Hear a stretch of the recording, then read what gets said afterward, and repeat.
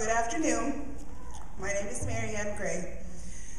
I wanted to thank all of you for being here, our friends, family, teachers, and faculty. This is exciting. This is something not only us graduates have waited, as well as our families finally seeing our hard work paid off. We all have our stories, but in the end, the decision we make contributes to any complications in our lives.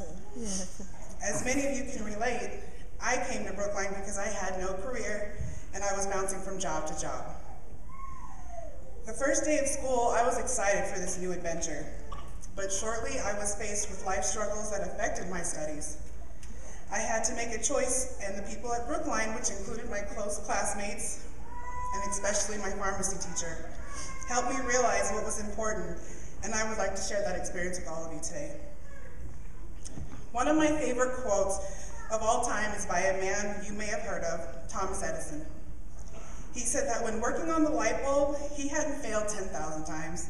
He just found 10,000 ways that didn't work. In that one quote, I found the difference between a winning attitude and a quitting attitude. If you can learn from your failures and even find it positive in some ways, you will always be ahead of the game. I bring up the subject of failure because we've all been there. As for me, I felt like a failure most of my life.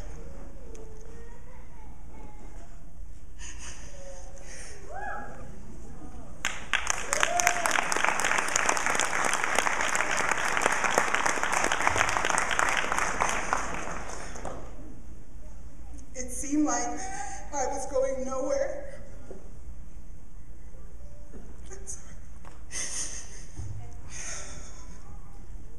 Many of my family and friends always encouraged me through school, but few, of course, didn't think I could do it.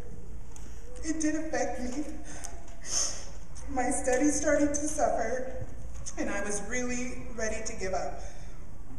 After many, many talks with my #1 supporter, my husband, and my pharmacy instructor, I turned that quitting attitude into a winning attitude.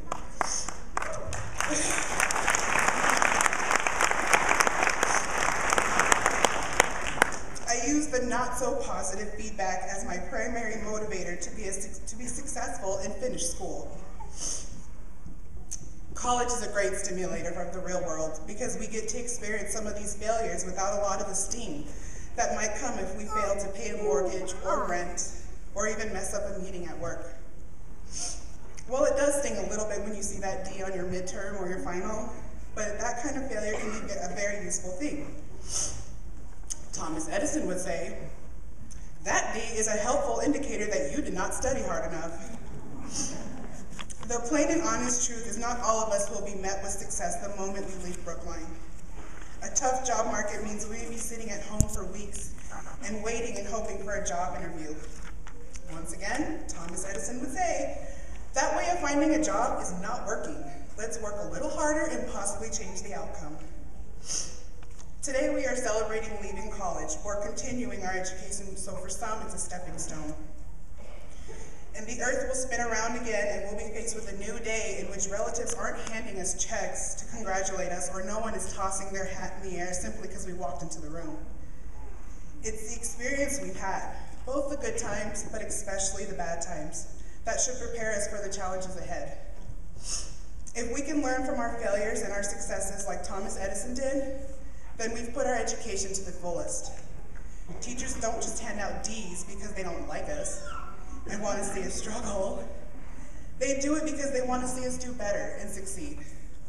Well, we know one thing, we're not failures. Not one of us in this room. Today we're college graduates, and since we know we can look at these challenges in the face and overcome them, we're ready to take on the world, even if it's sometimes not going to be as easy as we might imagine.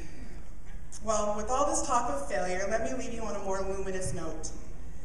The idea of challenges and obstacles does not have to be a depressing one. We can either take our failures and use them as an autobiography, or we can be like Thomas Edison and say, good, that's one more way how not to do it. Fellow graduates, if you can remember anything about what I say today, let it be this. If you are not willing to learn, no one can help you. But if you are determined to learn, no one can stop you. Class of 2012.